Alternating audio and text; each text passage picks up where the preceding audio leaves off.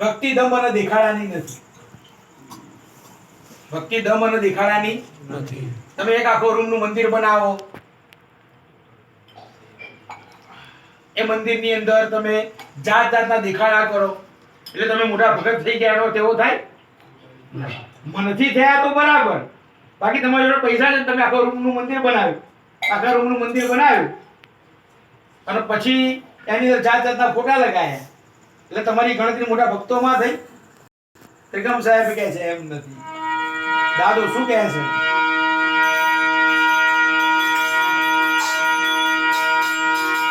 નિજ ભક્તિ રહે કોઈ વિરલા જાણે,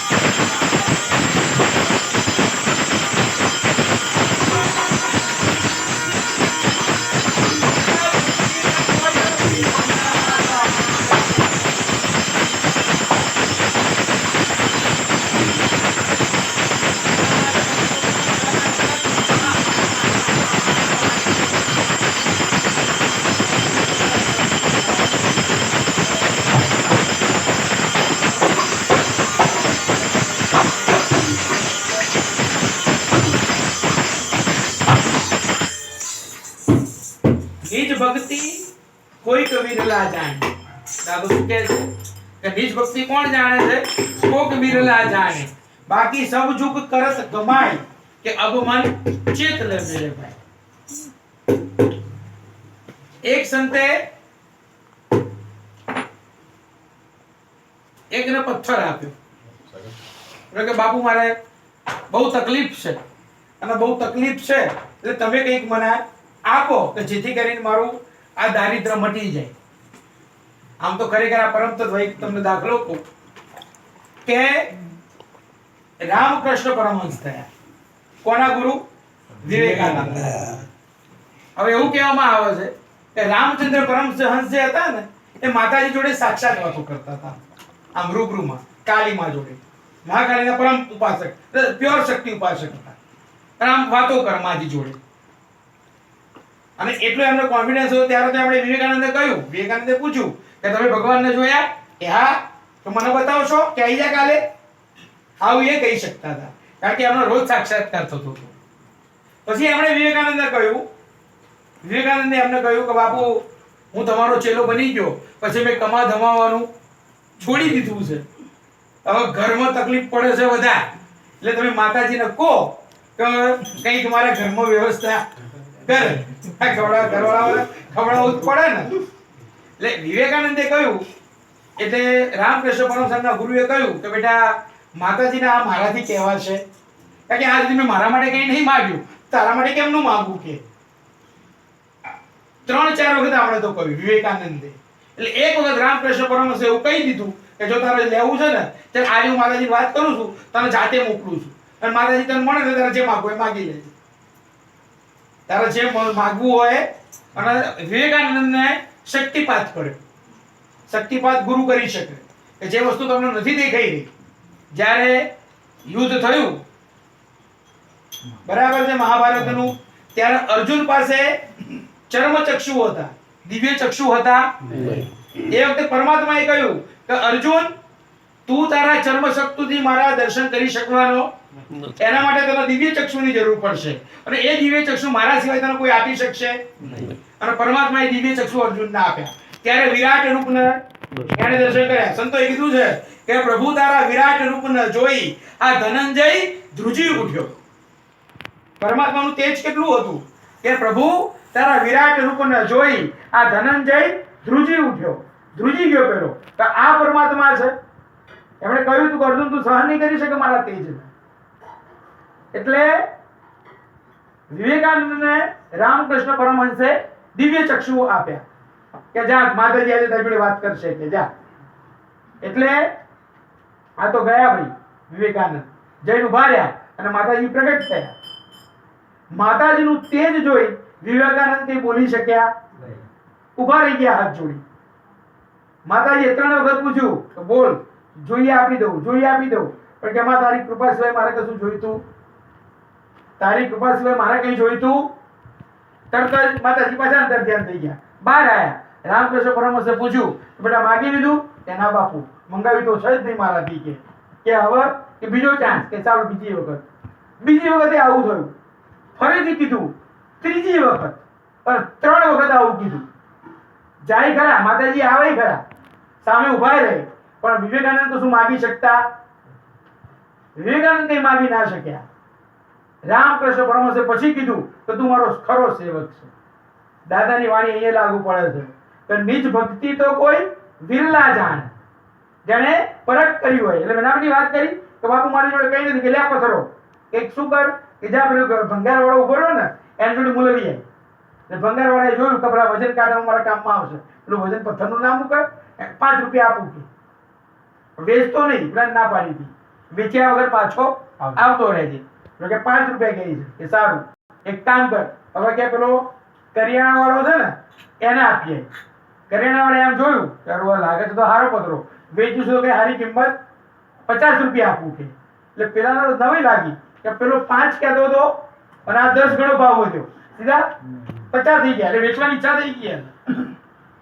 પણ પેલા મને ના પાડી કે વેચતો, એટલે વેચ્યા વગર પાછો આવે. કે બાપુ 50 કઈ છે, વેચી મારું કે નાનો ભોરે કે પેલો સોના ચાંદી વાળો દેખાય છે ને ત્યાં જા. ત્યાં જઈને કે તરફ પેલો ત્યાં ગયો. પેલા એ જોયું કે લાગે છે તો કોઈ કિંમતી વસ્તુ, પણ સોના ચાંદીના વેપારીને હીરામાં ખબર પડે, એને હીરામાં ખબર ના પડે, પણ એને લાગ્યું કે સારી વસ્તુ છે કે 500 રૂપિયા આપું. એ પેલો ચક્કર ખાઈ ગયો તો 50 ના સીધા 500 આપી જ દો હતો. કે ગુરુએ ના પાડે એટલે પાછો આવ્યો. એક કામ કર, હવે પેલો વેપારી બેઠો છે ને એની જોડે જા. હીરાનો વેપારી હતો. શાનો વેપારી હતો? હીરાનો વેપારી હતો. એને બતાવ્યો. પેલો કે 5 લાખ આપું. પેલો વિચારમાં પડી ગયો, 5 લાખ કે 5 લાખ હાલ આપી દઉં. ગુરુ પાસે પાછો ગયો તો બાપુ 5 કહે છે. પછી ગુરુએ કહ્યું કે મારે તને એવો ઝવેરી બનાવવાનો છે, પણ કોનો? આ પથરાનો નહીં, માણસનો ઝવેરી. ગુરુ કોણ છે? હીરાના પારખલ છે. ગુરુ કોણ છે? એ માણસમાં રહેલું હીર પારખ. ગુરુ શિષ્ય બનાવે ને ત્યારે એમને જોયા વગર માથે હાથ મૂકી ના દે. રસ્તામાં પડેલો પથરો હોય ને તો એને તમે હીરો ના બનાવી શકો, પણ જ્યારે તમે હું અજ્ઞાન અવસ્થામાં હોઈએ ને તો પથરો ને હીરો બે હરખા જ લાગે. આપણને કોઈ ફેર દેખાય? હીરો પડ્યો હોય પથ્થર પડ્યો હોય પણ આપણને કોઈ ફેર દેખાય? પણ પારખું નજર વાળો ને ઓળખી લે. એ 50 નું ટોળું બેઠું હોય ને તો ગુરુની નજર ફરે ને એટલે ગુરુને ખબર પડે કે આ માણસમાં આ તત્વ છે અને આમાં એ ગુરુની ઓળખ હોય, ગુરુની પારખું નજર હોય. એટલે ત્રિકમ સાહેબે કીધું કે આ નિજ ભક્તિ, આ જે ભક્તિ છે, કઈ ભક્તિ? જે અંદર પડેલી ભક્તિ છે. ભક્તિ બહારથી આવવાની. બાપુ તમને કઈ બહારથી આપી દેવાના? એ તો તમારી અંદર પડેલું છે ને, એને ગુરુ જાગૃત કરે. એ ભક્તિ તારા બહારથી લેવાની? ભક્તિ તો તારી અંદર પડેલી છે, તો એ ભક્તિ બહારથી જાગૃત કરવાની જરૂર નથી. ભક્તિ તો અંદરથી આવશે. કે નિજ ભક્તિ કોક વિરલા જાણે. કોક એવો હોય ને વીર, કેવો વીર હોય એ આપણે આગળ વાત કરીશું. વીર કેવો હોય, પણ જે સંતોએ કીધું છે કે ભક્તિ સુરવીરની સાચી. ભક્તિ કોની સાચી? સુરવીરની. કે વખત આવે ને ત્યારે મેલો નહીં પાછી. આ સુરવીરની ભક્તિનું અત્યારે કામ છે. અત્યારે મેં 100 જણને ફોન કર્યા, મને તો 50 જણે એવું કીધું, બાપુ લોટ આવામાં ભજન રખાય. મને 50 જણે તો આવું કીધું કે બાપુ અત્યારે ભજન રખાય, અને તમે રાખો તો આવો કોણ? તમે રાખો તો આવો કોણ? આ સુરવીરોના કામ છે કે સુરવીર થઈને ભક્તિ કરજે, તું કાયર થઈને ભાગીશ માં. આ કાયરતાની વાતો કરી આ તું બીજાને બીવડાવીશ માં. તું તો જતો નહીં તો કઈ વાંધો નહીં, આ કોક જતું એને જવા દે, તું ના જાય એનો વાંધો.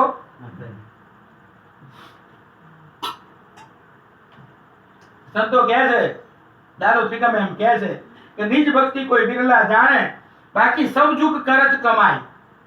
આ બીજા બધા શું કરી રહ્યા છે? ખાલી ખાલી કમાણી કરી રહ્યા છે, ઘર ભરવાની વાતો કરી રહ્યા છે. આમ નથી કહેતા કે આટલું કરાવો એટલે તમને કશું ના થાય, તો અત્યારે કરાવો ને. નવચંડી કરાવો, આ કરાવો, અશ્વમેધ કરાવો, તો તમને આ વસ્તુ થાય? તો પૈસા વાળા તો તૈયાર જ બેઠા, કરાવી જ દો, પણ કોઈ કોઈને અડવાય તૈયાર નહીં. આ જયારે કે કામ વાળા જતા હતા ને એટલે કોઈ કામ વાળાને આવતા બંધ કરી દીધા, કારણ એ કે આપણે જાતે કરી લઈશું, પણ કે કોઈને બોલાવાય નહીં. તો મહારાજને કોઈ અત્યારે બોલાવો કરવા કે બાકી સબ જગ કરત કમાય. કે અબમન આ પરિસ્થિતિની અંદર આ બધા ભજનનો આ પરિસ્થિતિમાં 100% મેળ ખાય છે કે અબમન ચેત લે મેરે ભાઈ. હવે કયો સમય આવ્યો છે? ચેતી જવાનો. શું ચેતવાનું છે? કે આ રસ્તો એટલે દાદાના નામનું બાનું પકડીને ઢંઢેરા પીટવાના નથી, પણ દાદાનો રસ્તો એટલે સત્યનો રસ્તો, નીતિનો રસ્તો. દાદાનો રસ્તો છે શેનો રસ્તો છે? નીતિ ઉપર ચાલવાનો, કોઈનું નહીં કરવાનું. એટલે ખોટું કરવાની વાત જવા દો, કોઈનું ખોટું વિચારવાનું પણ નહીં. એ નીતિનો રસ્તો દાદાનો રસ્તો છે, એ પરમાત્માના ઘરનો રસ્તો છે. ઢોલ નગારા પીટવા, હાર્મોનિયમ વગાડવું, આ ગાવું એ દાદાનો રસ્તો નથી. નીતિ પર ચાલવાનું, સત્યના પક્ષે રહેવાનું, વિવેક મર્યાદા જાળવવાનો રસ્તો દાદાનો રસ્તો છે. નીતિનો રસ્તો, સત્યનો સતનો રસ્તો દાદાનો છે. કેમ? અબમન ચેત લે. આટલું થયા પછી તો ચેત, આટલું બધું થયા પછી તો સુધર. કે અબમન ચેત લે મેરે ભાઈ. પછી એમણે કીધું કે જપ તપ તીરથ, આ બધું આપણે કરીએ છીએ અત્યારે જપ કર્યા, આ બધા હનુમાન ચાલીસા મોઢે બોલતા હતા, તપ કરતા હતા, નવરાત્રી 9 દાડા ઉપવાસ. આ 9 દાડા નવરાત્રી આવી, પેલા એકડે મને ફોન કર્યો કે બાબુ ડોક્ટરે તો 2 ટાઈમ ખાવાનું કીધું, તમે ઉપવાસ કરવાનું કે કેમ મેળા? અત્યારે એવું આવ્યું છે ને કે ભૂખ્યા બિલકુલ નહીં રહેવાનું, તમારે 2 ટાઈમ 3 ટાઈમ ખાવાનું. બાબુ તમે ઉપવાસ કરવાનું કહો કે જપ તપ તીરથ જોગ જુગત છે, આ કરણી ક્યાં લગી જાય. આ તો બધું ખાલી બતાવવા માટેનું છે.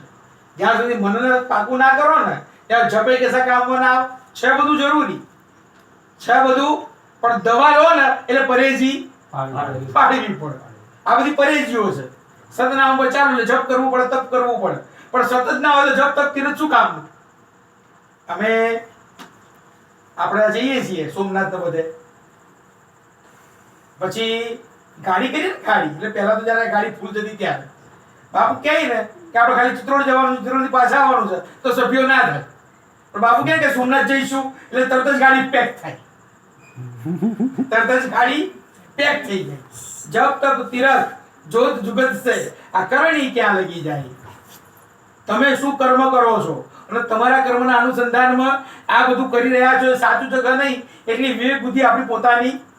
આમાં જુઓ, ગુરુ તમને કહે કે ના કહે, પરમાત્માએ દરેકને વિવેક બુદ્ધિ આપી. પરમાત્માએ દરેકને શું આપ્યું છે? વિવેક બુદ્ધિ આપી છે. તમે માર્ક કરજો કે જ્યારે તમે સાગર સાહેબ જોજો, ખોટું હોય તો કહેજો, તમે પૂજા કરવા બેસો ને ત્યારે તમને પોતાનો તો ખબર જ હોય કે હું કલાક બેઠો ને એમાં ખરેખર મારું ધ્યાન કેટલું લાગ્યું. બીજું તમે લોકો મને કહો કે બાપુ કલાક બેઠો, પણ તમને તો ખબર જ હોય કે કલાક પછી 5 જ મિનિટ હરખું ધ્યાન લાગ્યું છે કે 5 મિનિટ નથી લાગ્યું. એ તમને પોતાને તો ખબર જ હોય, એ તમને પોતાને તો ખબર જ હોય. તો તમે કોને છેતરવાની વાતો કરો છો? ગુરુ તો અંતર્યામી છે. બાપુને તો તમે કીધું એમ બાપુને તો ખબર પડતી હતી ને. કદાચ મને નહીં પડતી હોય પણ બાપુને તો પડતી હતી કે તમે શું કરો છો બેસી. તો જો બાપુને એ ખબર પડતી હોય તો તમે કેટલું શું પ્રાર્થના કરી એ બાપુને ખબર નહીં પડતી હોય. પણ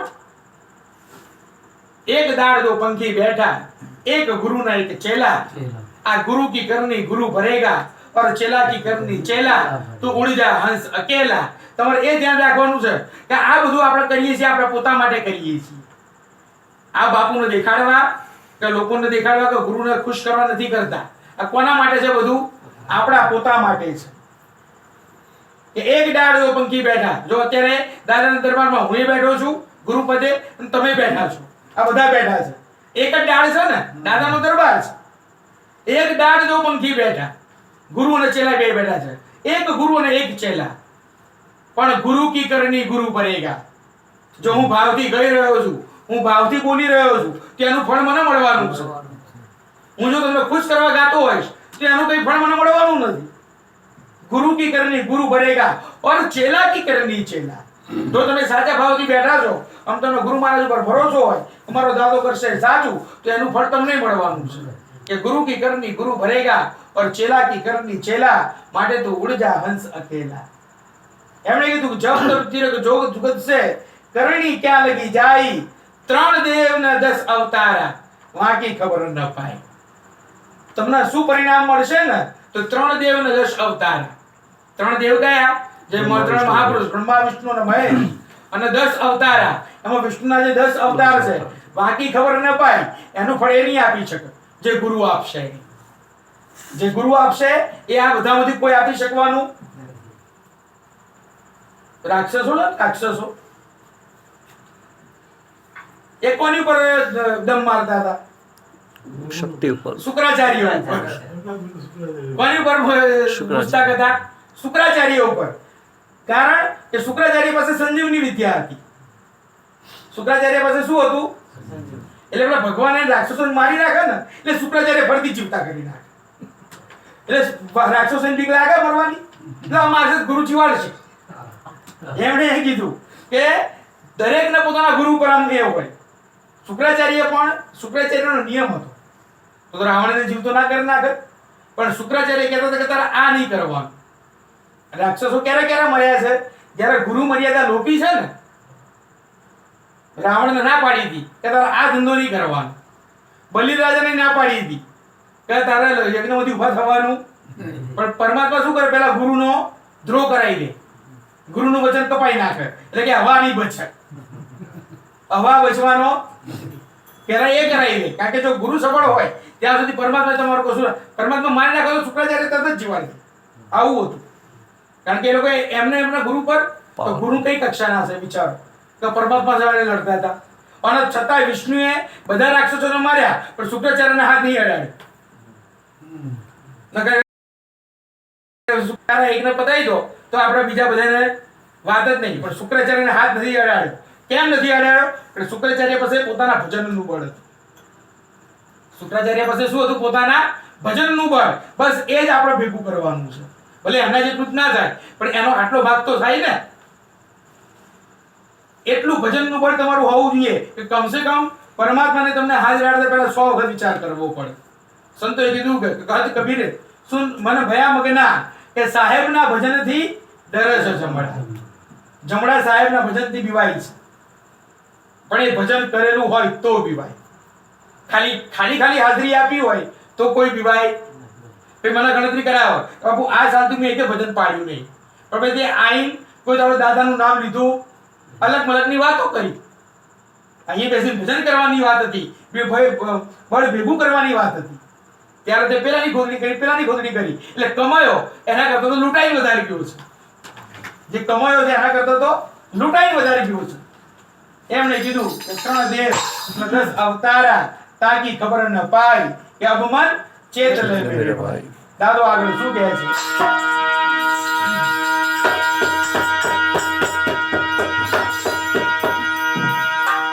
એ જલક બ્રહ્માંડ ઇંદલગી માયા,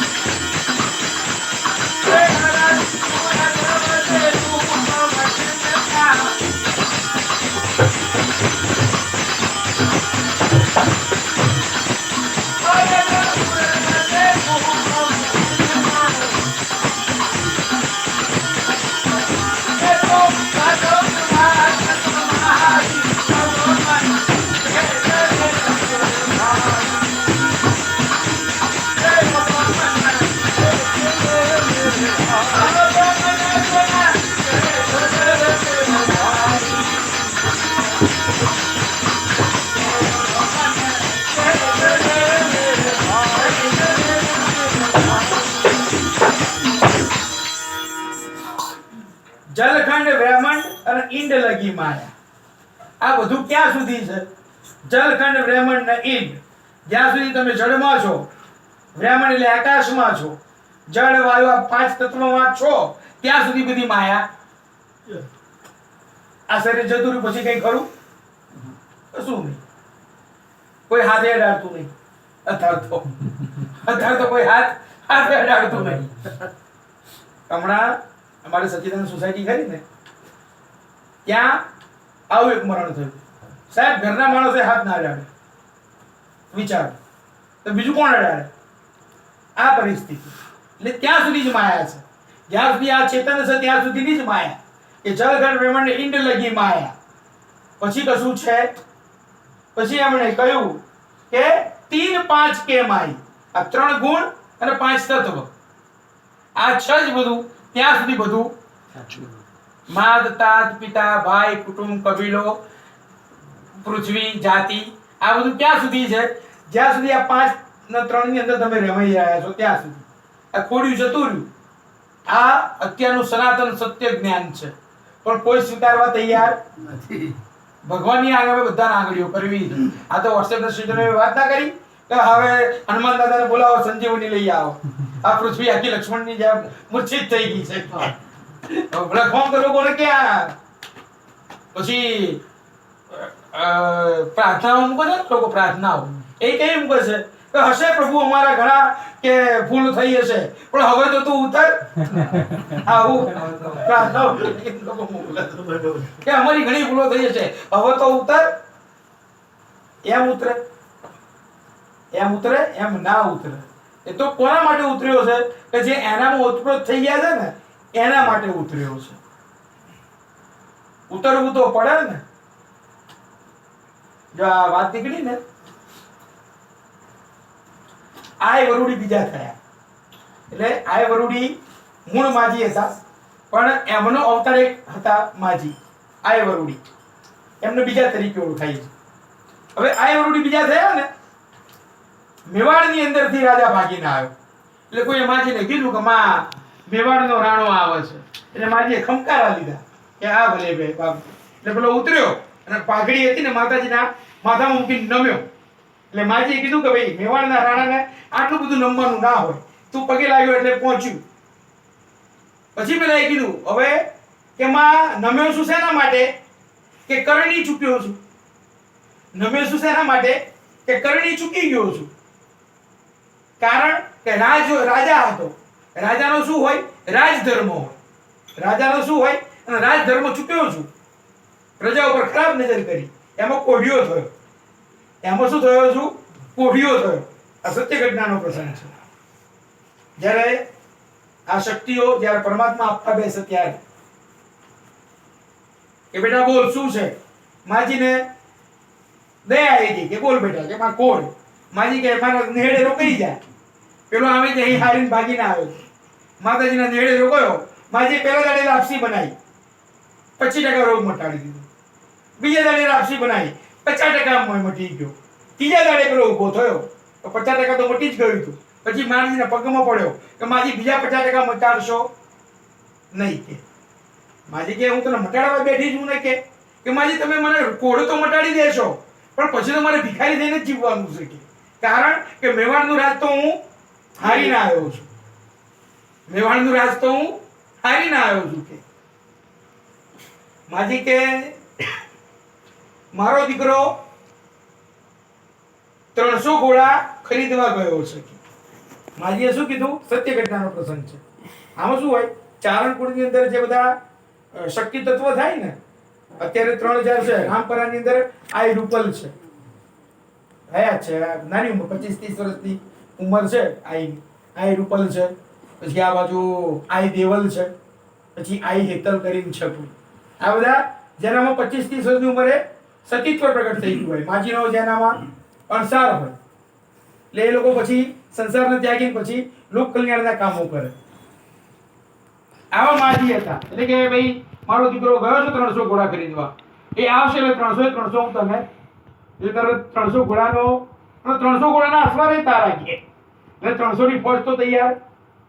કે માજી પણ 300 ઘોડાને ખવડાવવા અને 300 માણસોને ખવડાવવા કંઈક કે મારા દીકરાનું 30 લાખ રૂપિયાનું ઉઘરાણું છે એ તારું બોલો હવે પછી કે મહારાજની ચારણનું લેવાય અમારે તો ચારણને આઈને આપવાનું હોય અમારે લેવાય માજીએ કીધું કે જો અત્યારે લઈ જા અને જે દાડે માં ભગવતી કૃપા કરે તારા જોડે બધું પાછું આવે ને ત્યારે મને બધું પાછું આપવા ત્યારે આપી જજે પણ જો તને હું મેવાડનું રાજ પાછું ના અપાવું ને તો હું આ વરૂબી નહીં કે આ સતના પ્રમાણ આ શેના પ્રમાણ સતના પ્રમાણ પોતાનું બધું આપી દીધું ગુરુનું કામ આવવું હોય જ્યારે તમે માથે ધારો ને એ પોતાના તમને આપી દે પણ એ તમારી લેવાની લાયકાત હોવી ભાડીને ભપકી ના જવાય એટલે આ બધું છે ત્યાં સુધીનો બધો ખેલ છે કે જલગઢ બ્રાહ્મણ ઇન્દ્ર લગી આયા આ 5 તીન કે માય સંતો કહે છે કે અરદ ઉરદ વસે વચનની વાત કરી સંતો એમ કહે છે કે ગુરુનો દેહ નથી હોતો ગુરુનું શું હોય છે વચન હોય ગુરુનું શું હોય વચન હોય અને જ્યારે તમને જરૂર પડે ત્યારે ગુરુ વચનમાંથી બહાર આવો બાપે તમને કીધું હોય કે જ્યારે તમને જરૂર પડે ત્યારે મને યાદ એટલે જ્યારે તમે યાદ કરો ને બાપુનું વચન યાદ કરાવો ને કે બાપુ આપણે કહેવાય ગુરુ વચન એટલે ગુરુ વચન પડે ને એટલે વચનમાંથી એ સૂક્ષ્મ બહાર આવે વચનમાંથી સૂક્ષ્મ બહાર આવે તમારું કામ પતાઈને જતું રહે સંતોએ વાત ક્યાં મૂકી છે કે ગુરુ શામાંથી બહાર આવે છે ગુરુ વચનમાંથી વિલસે છે પણ વચનમાંથી ક્યારે વિલસે કે વચન ઉપર તમારો આધાર હોય દાદાએ શું કીધું કે ધારે એને ઢુકડો રાખે વચન વિશ્વાસ ચાલો વિશ્વાસ રાખે વચનનો ગુરુએ કીધું હોય ને એ વચન ઉપર તમને પૂર્ણ ભરોસો હોવો કે આવશે એટલે આવશે અને આવે જ ગુરુ મુબારક કહે એટલે એને આવવું પડે નરસિંહ મહેતા કહે એટલે આવવું પડે કારણ કે એના વચનના ભરોસે બેઠેલા હતા એમણે કીધું અરદ ઉરદ વસે રૂપ વચન કા શ્વાસ ઉશ્વાસ કે માહી ના વચન શેમાં છે જાય છે એમાં વચન રહેલું છે કારણ કે આ બે ના હોય તો વચન પછી તો એની એ શાંત એટલે વચન શાંત થઈ જાય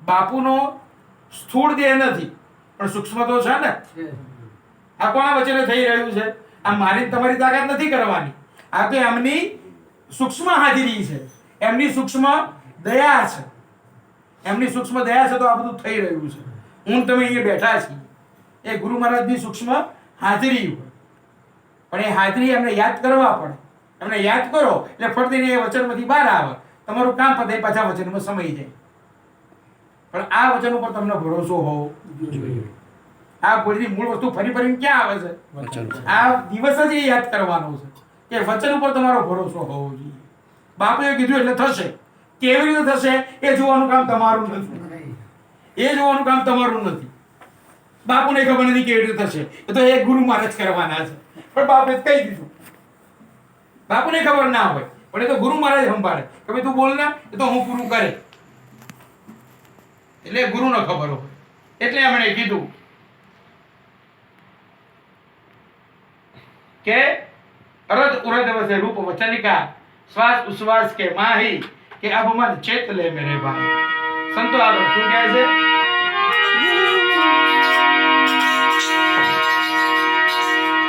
કે પહેલા પદ પૂરે સવ કોઈ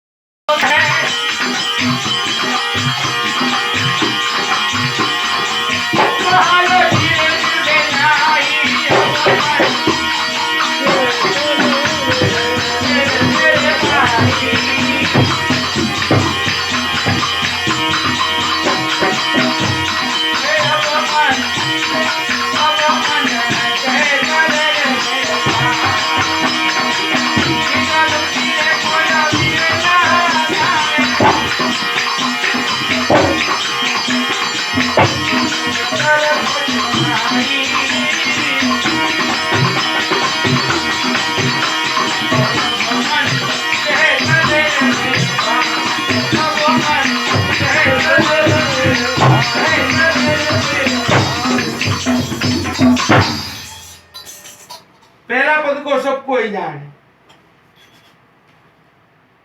તમે નોકરી લાવો નોકરીએ એટલે તમારી નિમણૂક એક પોસ્ટ ઉપર થાય કે ભાઈ તમને સિનિયર ડિઝાઇનર તરીકે અપોઇન્ટ કરવામાં આવ્યા છે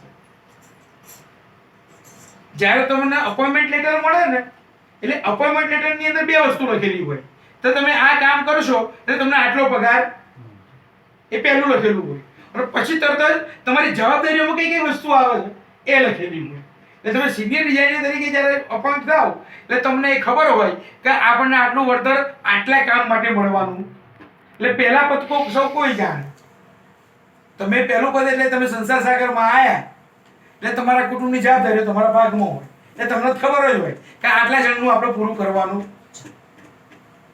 બીજે વૈકુંઠ બતાઈ પછી કોક ગુરુ મળે પછી તમને કહે કે કમાઈ બધું જાતે ના ખાઈ જવાય ભાઈ કોક તમને પછી કહેનારો મળે કે જાતે કમાઈને જાતે બધું ખાઈ જવાય કોકનો ભાગ કાઢવો પડે તો તમને કંઈક વૈકુંઠની પ્રાપ્તિ એટલે બીજે વૈકુંઠ બતાઈ तीसरा पद पर ज्योति जलत है પછી કોક ગુરુ આત્મજ્ઞાનનો તમને બોધ આપે કે ભાઈ તારી અંદર જે ચેતન સ્વરૂપ છે એને ઓળખવાનો ફેર કરે પણ જ્યાં સુધી આ છે ત્યાં લગી નિર્ભય નાય પણ આ ત્રણમાં જ્યાં સુધી તમે રમી રહ્યા છો જ્યાં સુધી ચેતનને ઓળખી નથી રહ્યા ત્યાં સુધી નિર્ભય થઈને બેસી રહેવાય ત્યાં સુધી બધું તમને લાગુ પડે છે સામાન્ય ભાષામાં આપણે કહીએ તમારો પગાર 50-60 હજાર રૂપિયા હોય કંપની સારામાં સારી હોય પણ જોબ સિક્યુરિટી ના હોય ને ત્યાં સુધી મહિનો ફરક રહે કારણ ગમે ત્યારે ના પાડી દેશે રહે કે ના રહે આ એના જેવું છે કે બધી જ તમને ખબર હોય કે આ જવાબદારીઓ આ મારી પોસ્ટ આટલી એ છે પણ જ્યાં સુધી જોબ સિક્યુરિટી એટલે અહીંયા એવું છે કે તમારે એ નક્કી કરવી નાખવું પડે કે હું દાદાના ખાતામાં જીવ છું પછી બધું એનામાં જાય પણ જ્યાં સુધી એ ના થાય ત્યાં સુધી પેલો એક જ દુકાનેથી વારે ઘડીએ કરિયાણું લેતા હોય ને રેગ્યુલર તો 10, 15, 20 હજારનું બિલ હોય ને ત્યાં સુધી પેલો નામ લે પણ રોકડીયો વ્યવહાર એટલે કેવું હોય તમે પૈસા આલો એટલે તમને વસ્તુ પછી જ્યારે તમારે વધારે લેવાની હોય અને બાકી રાખવાનું તો બાકી ના રાખે કારણ કે એને સિક્યુરિટી સંતો કહે છે કે તમને આ તત્વની તો સિક્યુરિટી જોઈએ કે પહેલા પદ કો સબ કોઈ જાણે બીજા વૈકુંઠ બતાઈ ત્રીજા પર જ્યોત જલત હે પણ ત્યાં લગી નિર્ભય નાય એ અપમાન ચેત લે મેરે ભાઈ ચેતવાની જરૂર છે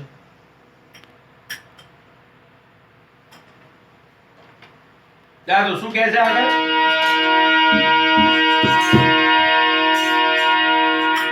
અલગય કાંડિત અકળ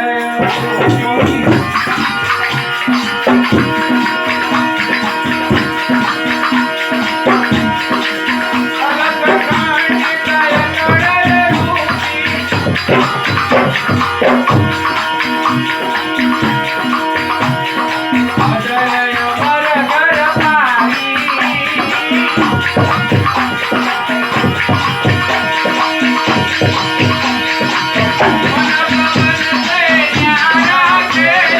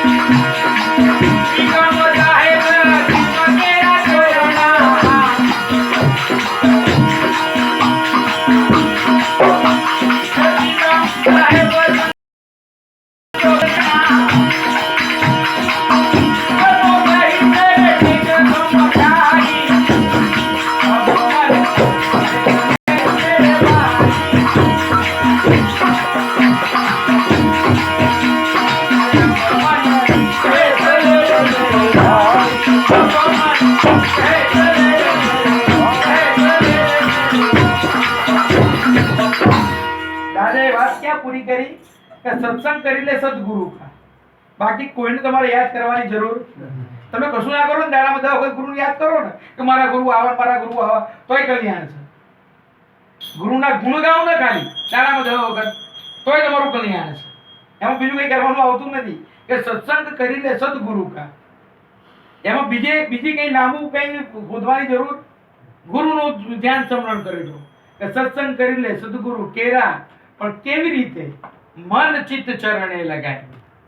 મન ક્યાંય ફરતું હોય એને કોઈ બાપુ હા બરાબર બરાબર હા બરાબર એમ નહીં. મન ચિત્ત ચરણે લગાય. આપણને ખબર તો હોવી જોઈએ ને મન ને ચિત્ત આપણું ગુરુના ચરણમાં હોવું જોઈએ ભાવથી કરવાનું. લોકો વિખવાદ ઉપર આવે પેલો કે મારા ગુરુ આમ કે તારા કઈ નહીં મારો તો આમ.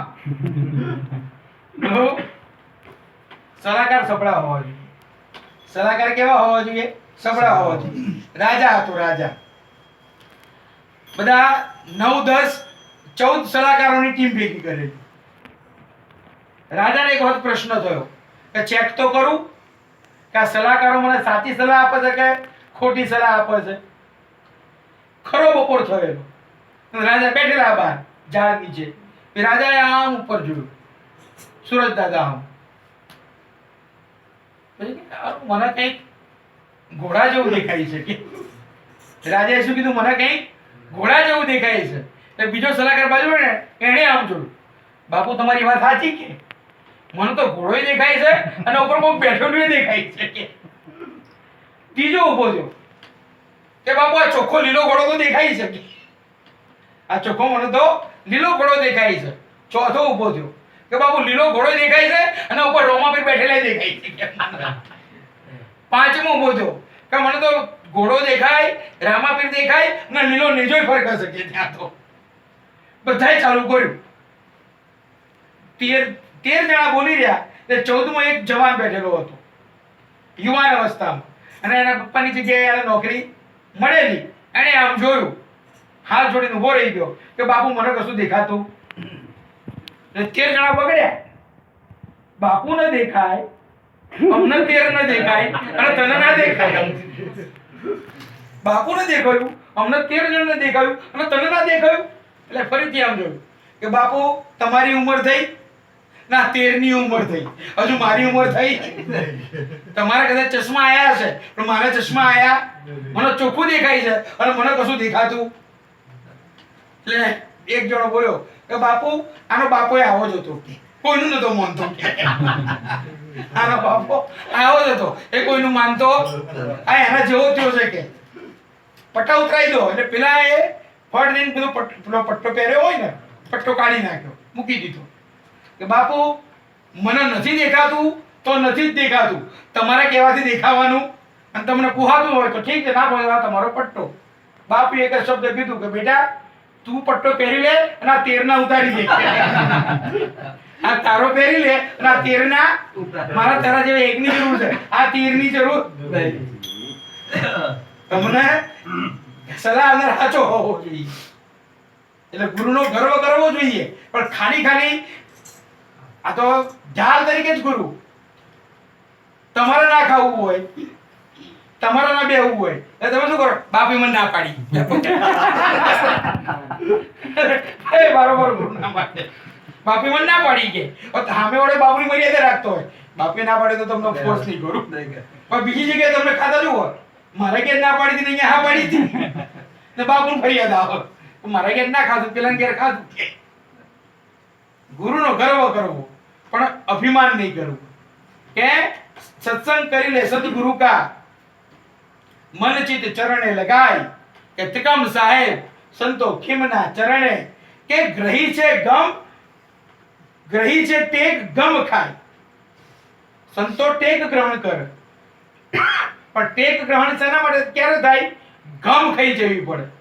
બરાબર જેસલ જાડેજા હતો ને જેસલ જાડેજાએ ભક્તિ પકડી પણ મૂળ તો રજપૂત લોહી ખરું ને જાડેજો એટલે ભક્તિ પકડી તોરલે બરાબર થાય સંત બનાવી દીધો. પણ પછી તોરલને થયું કે હજુ આ સુધર્યો કે કેમ? તોરલ કે જાડેજા કે શું કે મારે જરા કપડા ધોઈ નાખો ને જાડેજા તો સંત બની ગયા હતા. તરત જ ધોઈ નાખ્યા કપડા કે હવે કે આ જરા પેલું હોય ને કપડા ભરેલું એ જરા માથે ઉપાડજો. માથે ઉપાડી લીધું. હવે ગામ વચ્ચેથી નીકળો. કેવું થયું હશે જાડેજાને? કેવું થયું હશે કે હવે ગામ વચ્ચેથી નીકળો. અને સાહેબ જાડેજા નીકળ્યો છે. અને જાડેજા જ્યારે આમ ગામ વચ્ચેથી નીકળ્યો ને ત્યારે બોલનારા બોલ્યા કે બાયલો થઈ ગયો છે ને, બંગડીઓ પહેરી લે, આ બૈરાના કપડા ઉપાડ્યા, રોડ વચ્ચેથી હેડ્યો જાય છે. પણ પેલાનું રૂવાણું ફરક્યું. બરાબર જ્યારે સંતો ઘેર આયા, તોરણની પાસે કઈ હઈ નહીં, જાડેજા ઘેર હાજર નહીં, પેલા વાણિયા પાસે ગયા. વાણિયાને જઈને કીધું કે ભાઈ મારે જરૂર છે પૈસાની, કે રાતે મારે ઘેર આવવું પડે. કે કશો વાંધો નહીં. સંતોને જમાડ્યા, જાડેજા ઘેર આયા. તો જાડેજાને કીધું થાવ તૈયાર. કે કેમ? કે આ રીતે વાણિયાને વચન આપ્યું છે. તરત જ રજપૂતોએ પ્રગટ થયો, આમ તલવાર પકડી. તોરલે કીધું કે જાડેજા કે માળા પકડ્યા પછી તલવાર પકડાય નહીં. એક વાર માળા પકડી લીધી ને પછી તલવાર ના પકડાય. કારણ જો તમે તલવાર પકડો તો તમને અલગ ધણી ઉપર ભરોસો નહીં. જો તમે તલવાર પકડી લો તો તમને પછી અલગ ધણી ઉપર ભરોસો નથી. કે મૂકવા હેડો મને. કેવું થયું હશે સાહેબ? ખભા પર બેસાડી વાણિયાના ઘેર આયા. તોરલ ગયા રૂમની અંદર, દરવાજો ખખડાયો, વાણિયાએ દરવાજો ખોલ્યો, તોરલ અંદર ગયા. તોરલના પગ સામે જોયું. બહાર વરસાદ અંધરાધાર હતો. અને ગામડાના રસ્તા કેવા હોય, નકરા કાદવ કીચડ વાળા ને, પણ તોરલના પગમાં સહેજ પણ કાદવ નહીં. એટલે વાણિયાએ પૂછ્યું કે સતી તમારા પગમાં કાદવ કેમ નહીં? કે કોકના ખભા પર બેસીને આવી. કે કોના? કે જેસલના. પેલો વાણિયો ધ્રુજી ગયો.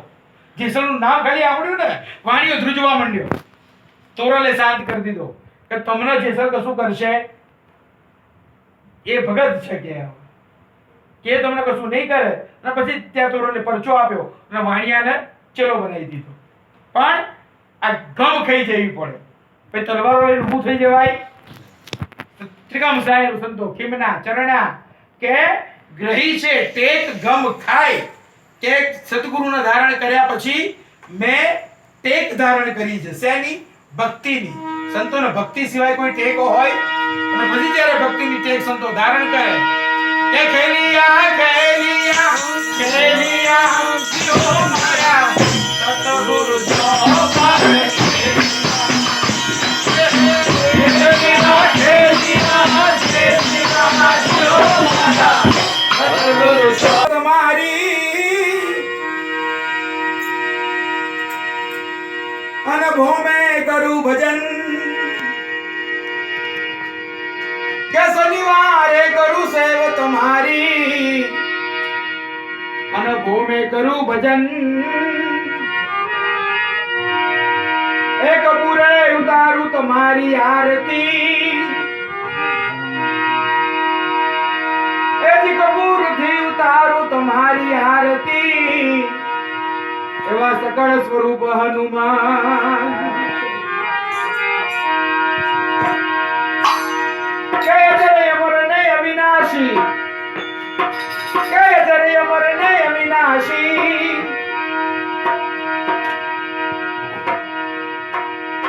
અનંતને બહુ દીઠો બળવાન. જય જય અમર ને અવિનાશી. એ તને બહુ દીઠો બળવાન.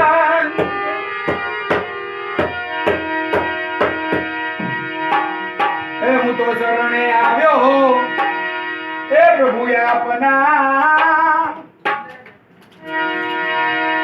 એ તમે હાજર રહેજો એ હનુમાન. કે હું તો શરણે આવ્યો એ જોને આપના. એ તમે હાજર રહેજો એ હનુમાન. રામ જાગે લક્ષ્મણ જાગે જાગે સીતા માતા.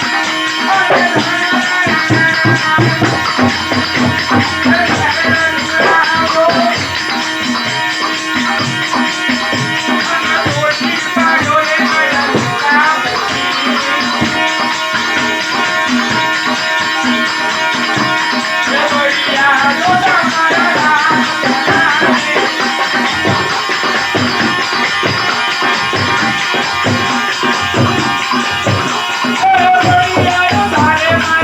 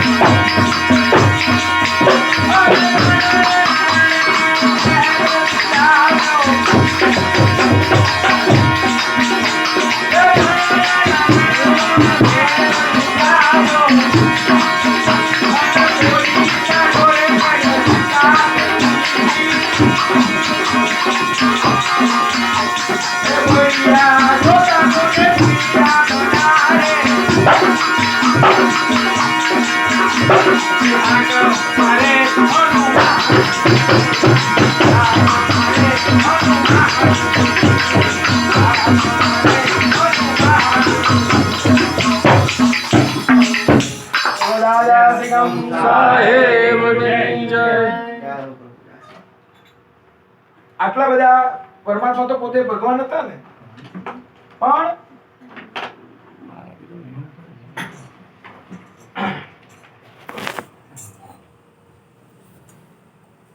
હનુમાનજીમાં એવું શું ખાસ હતું? આપણે કે ભાઈ ભગવાનની પાસે બળ હતું, હનુમાનજી જોડે બળ હતું એવું બળ લગભગ દરેક માનવ પાસે બધા મોટા મોટા પાસે હતું. એટલું બધું નતું પણ થોડા ઘણું તો હોય.